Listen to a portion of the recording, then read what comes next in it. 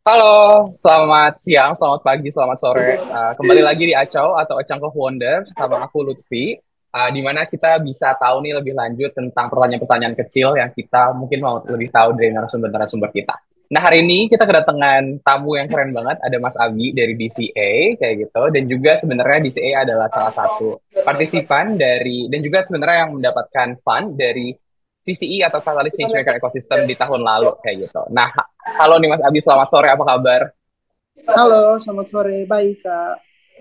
Oke, mungkin sebelum kita lebih lanjut lagi, Mas Abi boleh kenalan lebih lanjut. Mas Abi dari organisasi apa, kemudian organisasinya bergerak di bidang apa, kayak gitu. Oke, untuk semuanya perkenalkan, nama aku Abi. Aku dari Diverse Connection. Jadi Diverse Connection itu adalah sebuah organisasi yang fokusnya sebenarnya lebih ke mencegah sampah tidak menuju ke laut. Namun misi-misi kami saat ini juga tidak hanya sebatas bagaimana sampah tidak menuju ke laut, tapi bagaimana caranya kita juga melakukan konservasi terhadap laut kita yang ada di Indonesia lebih khususnya. Dan di Diverse Connection sendiri, aku sebagai engagement specialist dan saat ini di DCA sudah selama kurang lebih 4 tahun, jadi sudah Wow. cukup banyak, sudah cukup lama di Diverse Connection. Namun sebelumnya aku itu jadi asal aku dari Palu sebenarnya. Namun aku ketemu DCA itu setelah mengikuti program yang juga DCA juga. Nama programnya itu Indonesia Youth Marine Debris Summit. Jadi kayak pertemuan pemuda-pemuda yang ada di Indonesia. Terus habis itu kita bikin satu program. Habis itu pas pulang ke daerah masing-masing kita bikin implementasikan programnya dan akhirnya setelah itu berhasil aku diajak gabung di DCA gitu. Oh gitu. Yes, jadi Kalau misalnya, DCA ada. hmm, Hmm, gimana Mas? gimana? Lanjutin lagi tadi. Lanjutin Ya aja. jadinya DCA itu satu organisasi yang satu organisasi yang ingin mencegah sampah tidak menuju ke laut. Kalau misalnya tadi Mas Abi bilang udah 4 tahun join di DCA kayak gitu ya.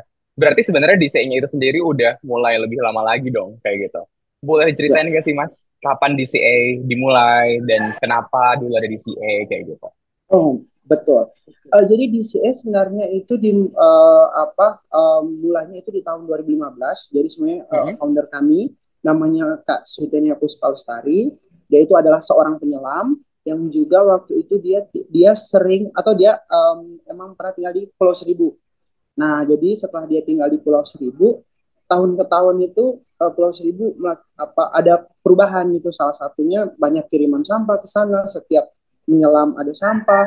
Kemudian um, dari hal tersebutlah yang bikin Katenia menginisiasi untuk membuat Diverse Connection dari tahun 2015 sampai sekarang berarti berapa tahun ya? Ya, sampai tahun 2000 2015. yang sekarang dan ya dan udah lama lah ya untuk berkecimpung di dunia sampah ataupun laut ini gitu. Berarti udah hampir 10 tahun lah ya. Kalau misalnya Udah sekarang hampir 10 tahun ya. 2024, Ya. udah hampir Nah, 10 udah tahun kurang ya. lebih 10 tahun. Oke, oke, oke. Nah, Udah kalau 10 tahun. di DCA sendiri sekarang ada berapa orang yang join, networknya sebesar apa, dan aktivitas Hmm. apa aja sih yang dilakukan oleh DCA? Kalau untuk sekarang itu tim kita ada 13 orang, itu tim inti dari Distribution, namun kita punya volunteer dan juga kita punya alumni di 34 provinsi. Dan Wow. jadi kita sebenarnya biasanya di Jakarta, tapi kita punya alumni-alumni dan kita pernah bikin program bareng alumni kita. Jadi, yang aku bilang tadi, Indonesia Youth Leadership Summit, itu tersebar di 34 provinsi saat ini dan juga kami punya networking di skala Asia. Jadi Hmm. kita juga pernah bikin programnya namanya Marine Debris Expedition. Jadi kita kumpulin orang-orang yang ada di Asia untuk datang ke Jakarta untuk belajar soal bagaimana diverse connection melakukan atau memberi solusi terkait permasalahan sampah atau lingkungan yang ada di khususnya di Indonesia saat itu. Ya, Gitu. gitu. Tapi ada ini nggak sih Mas, kayak kegiatan rutin yang mungkin dilakukan oleh DCA gitu, secara aktivitas? Kalau secara aktivitas kegiatan rutin kita sekarang lagi ada pendampingan, jadi pendampingnya masih sama di Pulau Seribu dan juga di Jakarta. Mm-mm. Jadi kita pendampingan gimana caranya ibu-ibu atau masyarakat melakukan pengolahan sampah yang baik gitu. Jadi kita mendampingi mereka soal waste manajemennya gitu. Jadi itu yang kita lakukan. Yes, kemudian saat ini juga kita karena ada CCA, jadi kami juga sekarang punya project di Labuan Bajo gitu. Dan sekarang Ini lagi banyak ada ya. project di Hmm. ya, Tadi ada project di Jakarta secara ya, terus-menerus. Artinya lagi ada di Labuan ya, Bajo juga. Terus mm-mm, tadi ada beberapa event yang mendatangkan orang-orang di luar negeri. Ada juga ya, pelatihan ke mungkin masyarakat lokal untuk lebih ya, tahu tentang sampah gitu ya. Oke. Nah, sebagai organisasi yang udah jalan hampir 10 tahun nih dari 2015 tadi ya, apa sih hal yang bikin DCA tetap semangat untuk jalan terus sampai sekarang? ya. Mungkin kalau dari DCA secara secara umumnya sebenarnya karena emang misi kita menurut kita kayak apa ya, kita biasanya ambil data nih Kak. Jadi kan Hmm. kita biasanya di DCA itu kita juga mengumpulkan data-data seperti melakukan di screen up. Jadi kita ambil sampling, kita bisa tahu nih kira-kira sampah di satu kota itu ada berapa banyak, sampah yang berakhir di lautan itu ada berapa banyak. Dan setiap hari setelah kita tahu masalahnya, itu biasanya kayak gimana ya bilangnya? Kayak pengen banget nih selesaiin si masalah ini. Jadi itu kayak power up kita untuk apa ya, untuk terus berkembang gitu Kak. Karena kan kita Hmm. bahkan kalau peneliti bilang kan akan lebih banyak sampah plastik dibandingkan ikan di tahun 2050. Ya kita nggak itu yang bikin kayak kalau Kepanjangan dibayangkan ya. kayak iya kayak wow, masa kita kalau misalnya diving yang kita lihat uh, sampah gitu, dan beberapa kali Mhm. kalau aku diving juga ya itu adalah suatu masalah gitu ketika kita diving lihat karang yang indah pas lihat ke atas wow penuh Mhm. sama sampah kayak gitu. Jadi itu sih Oke. apa ya, kalau bilang energi kita setelah kami turun ke lapangan, melihat masalah-masalah yang ada di lapangan, terus abis itu kami coba mengumpulkan datanya, menganalisa datanya, dan hal-hal itu yang kita buat juga untuk jadi edukasi, dan akhirnya bukan hanya Hmm. mengedukasi orang-orang, itu juga mengedukasi diri kita gitu, untuk lebih semangat untuk apa mengatasi masalah-masalah ini. Itu sih Kak. Gitu. Nah, kalau misalnya tadi kan sebenarnya apa yang ngebuat DCA tetap semangat ya itu adalah ngelihat masalah-masalah sehingga bisa terus jalan. Tapi kalau misalnya secara operasional gitu ya, Mas, selama 10 tahun ini atau mungkin selama Mas Abi join 4 tahun ini, ada nggak sih masalah yang bikin pusing gitu atau mungkin masalah yang bikin DCA ngerasa sulit untuk gerak kayak gitu selama Mas Abi join selama 4 tahun ini?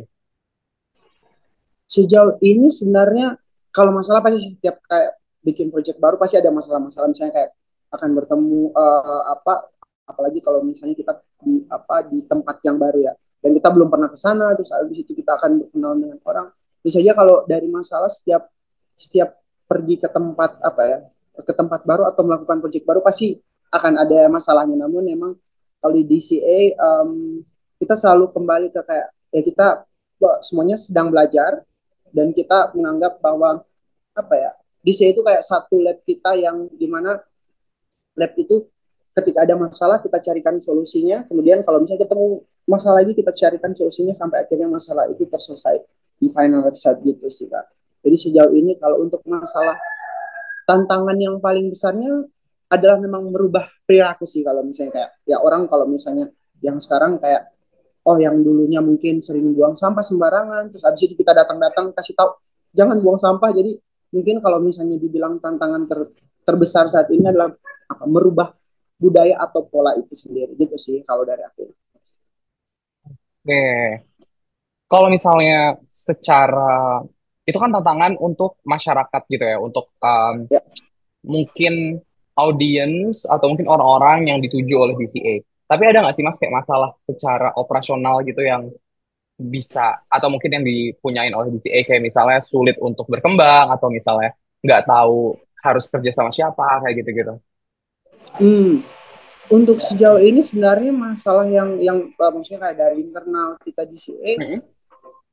kesulitannya gimana ya kalau dibilang, karena mungkin kita bahasanya juga kayak karena kita bisa bilang have fun bekerja, jadi sebenarnya kadang kalau ada masalahnya itu jadi apa ya, jadi bukan ya, kembali ke tadi lagi kayak jadi pembelajaran kita. Namun sejauh ini Ya, ya, ya. menurut kami kesulitan-kesulitan itu eh, ada, tapi menjelaskannya sih yang maksudnya kayak karena kita selalu kembali bagaimana cara kita untuk bisa tetap apa ya, mencari solusi dan keep it fun gitu sih Mas menurutku. Jadi kayak kalau masalah-masalah untuk sejauh ini, masalah tantangan terbesar masih tantangan yang Oke. keluar tadi itu.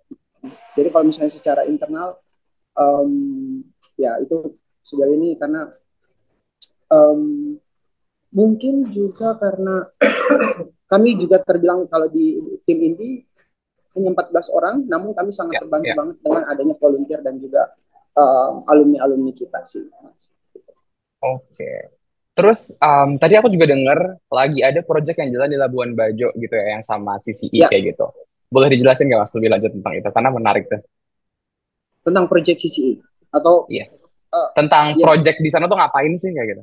Oh, oke. Jadi sebenarnya ini unik banget setelah kami bertemu di CCA. Jadi waktu itu kami daftar secara masing-masing organisasi.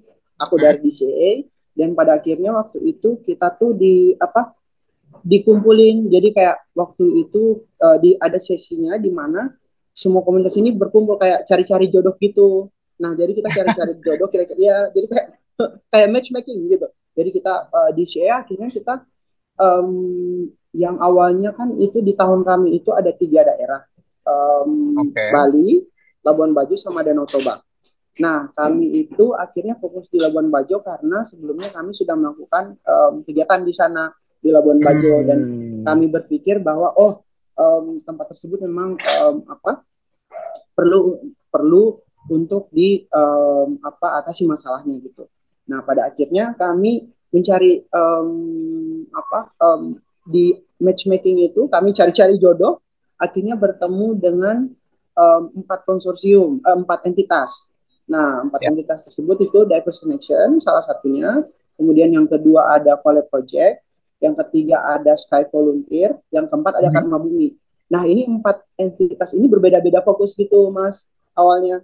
Terus kayak apa? Tapi kita udah pada tahu nih, kira-kira kita mau bikin apa di tempat tersebut, di Labuan Bajo tersebut. Nah, pada akhirnya kami ketemu, kita ketemunya lucu juga karena kan yang pertama kami ketemu sama Kole, yang satu kalau kami di edukasinya, yang Kole Mhm. Project ini dia fokusnya di collecting sampahnya. Jadi dia yang angkut Oke. sampah, kami yang edukasi. Terus ada Karma Bumi fokus di soal pertaniannya. Nah, terus ada Sky Volunteer. Sky Volunteer ini dia sebenarnya lebih ke soal disaster management. Jadi kayak Mhm, soal mhm, mhm. kebencanaan. Nah, jadi kami bertemu 4 entitas ini dengan fokus yang berbeda, dan apa, pas ketemunya itu kita bilang avatar, kita bilang konsorsium avatar karena ada yang dari DCA dari darat, terus DCA Ah, Pole dari darat, terus abis itu apa, Sky Volunteer dari udara gitu, jadi terus sama Karma Bumi dari tanah, jadi kayak kita bilang oh, kita konsorsium kita ada semua konsorsium avatar. Terus akhirnya setelah kami melakukan FGD di Labuan Bajo itu terbentuklah nama konsorsiumnya adalah Todo Cama atau Tumbuh hmm, Bersama. Jadi yang kami hmm. lakukan di Labuan Bajo itu saat ini adalah membantu masyarakat di 3 sektor. Yang pertama itu waste management, yang kedua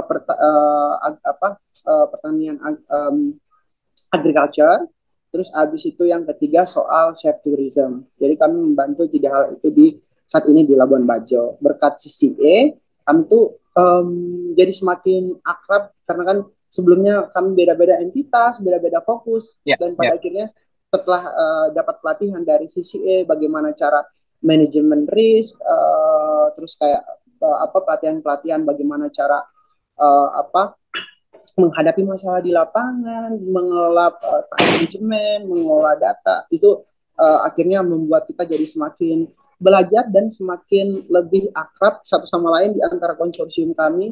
Dan kalau menurutku itu hal yang sangat apa ya, sejauh ini karena aku udah jalan berapa bulannya sekarang, itu dari September, Oktober, November, Desember, Januari.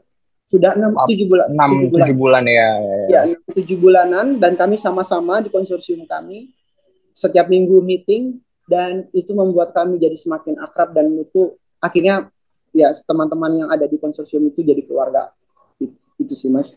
Jadi terima Aku kasih tuh banget nih sebenarnya CCA karena sudah sudah mempertemukan kami, karena awalnya kami di beda-beda entitas, dan setelah berkumpul di CCA dan menjalankan program di Labuan Bajo yang kami juga dari beberapa entitas, kan yang lokalnya hanya Koli Project yang di sana, ya. sisanya yang dari luar. Jadi kami memang pindah ke sana dan menjalankan kegiatan kami di sana. Tinggal satu rumah di Hmm. satu kontrakan, jadi kayak sehari-hari berkumpul, kayak wow, itu amazing banget sih menurut. Berkaca sih ya. Aku tertarik banget sama tadi Mas Abi bilang kalau misalnya sisi apa namanya, sorry, DCA megang apa, terus Pole megang apa, Ya, terus ada juga yang megang apa namanya, Karma Bumi megang apa, kemudian ya, Sky Volunteer juga megang sektor yang lain kayak gitu. Kalau ya, di sisi emang kayak gitu konsepnya Mas. Jadi organisasi beda-beda fokusnya, beda-beda kemampuannya, terus disatuin gitu ya, ya. benar. Jadi emang kayak awalnya itu ada berapa organisasi yang ikut CCE, terus habis Ah, itu kayak tadi matchmaking tuh, yang kayak kita akan oh, oke. ngobrol sama satu organisasi, kayak misalnya, oh kamu fokusnya apa? Oh kita pengen buat ini di Labuan Bajo, apakah kamu tertarik, kayak gitu. Akhirnya kayak dari hal itu yang bikin bikin apa? Bikin kita jadi tahu apa yang mereka ingin lakukan, mempersatukan persepsi, dan akhirnya setelah itu kita bentuk satu konsorsium itu. Gitu Jadi sih. mungkin kalau misalnya aku bisa tangkep juga tadi, karena dipertemukan atau dijodohkan nih di sisi ini, malah bisa Ya, meluaskan impact dari DC itu sendiri gitu ya, sampai ke betul, Bajo, betul, sampai betul. gimana? Oke, oke, oke, oke, oke. Oke, terus kalau misalnya, mungkin ini beberapa pertanyaan terakhir aja sih Mas. Secara general, perjalanan DCA di CCI tahun lalu tuh gimana sih? Tadi aku udah dengar udah ada Oke, matchmaking gitu ya, tapi daftarnya ya, gimana? Kemudian abis itu ada proses apa aja? Abis ya. matchmaking ngapain kayak gitu? Waktu itu kalau untuk proses daftarnya, kebetulan kami dapat infonya itu dari Instagram juga. Selain itu apa, karena kami apa sebelumnya juga punya teman yang di Labuan Bajo juga dapat infonya. Terus setelah itu kami coba sama-sama daftar. Jadi posisinya kami daftar dulu di waktu itu di akun Instagramnya CCE, apa Goto Impact. Jadi kalau teman-teman misalnya mau daftar bisa langsung cek aja di Goto Impact. Terus habis itu nanti di situ ada linknya di Totally, dan juga setelah kami daftar itu nanti ada proses pendaftaran. Setelah proses pendaftaran nanti akan diumumkan siapa yang terpilih untuk masuk di apa sesi CCA-nya. Jadi Ya. sebelum terpilih menjadi grant, kita akan ada proses seperti seleksi tadi. Terus habis itu nanti akan ada pelatihan-pelatihan juga. Setelah itu nanti setelah apa? Jadi setelah misalnya komunitas kita lolos, kita akan ada pelatihan sebelum nanti bikin project bareng gitu. Jadi ini ada pelatihan dulu. Jadi kami ikut pelatihan kayak tadi, gimana bikin apa um, menyusun proposal, bagaimana cara apa kayak bahkan personal branding waktu itu, personal branding juga ada waktu itu untuk pelatihannya. Jadi kayak banyak banget, intinya banyak banget ilmu yang dikasih sama CCE. Setelah itu nanti apa setelah terpilih konsorsiumnya, setelah udah menemukan teman-temannya tadi itu, kita akan apa presentasi gitu. Jadi kita akan submit lagi, Oke. submit project yang baru, karena akan ada submit project yang misalnya kalau tahun ini kalau nggak salah di Lombok. Tahun ini ada 4 Mas, di Lombok, di Iya, 4. Belitung, di Magelang, dan di Malang. Ya, jadi biasanya kalau misalnya misalnya kita fokusnya di Lombok, nanti setelah itu kita akan apa buat proposalnya, dan nanti setelah itu baru disubmit ke CCE. Nah, nanti akan ada, kalau di tahun kami itu setelah itu akan ada presentasi gitu. Jadi akan waktu itu di CCE kami itu ada 3 presentasi, 2 presentasi. Dan nanti ada presentasi di apa namanya secara singkat, terus habis nanti dipilih, nanti masuk ke final presentation gitu, sama Oke. ya sama um, apa ya, waktu itu ada dari kementerian, kemudian kementerian Hmm, Kemenparekraf, terus habis itu ada dari Ibu Monica Odang ya, dari Kementek Monica. ya, takut salah. Hah? Ibu Monica juga, jadi akan ada satu sesi di mana kita akan presentasi, final presentasi gitu sih. Oke.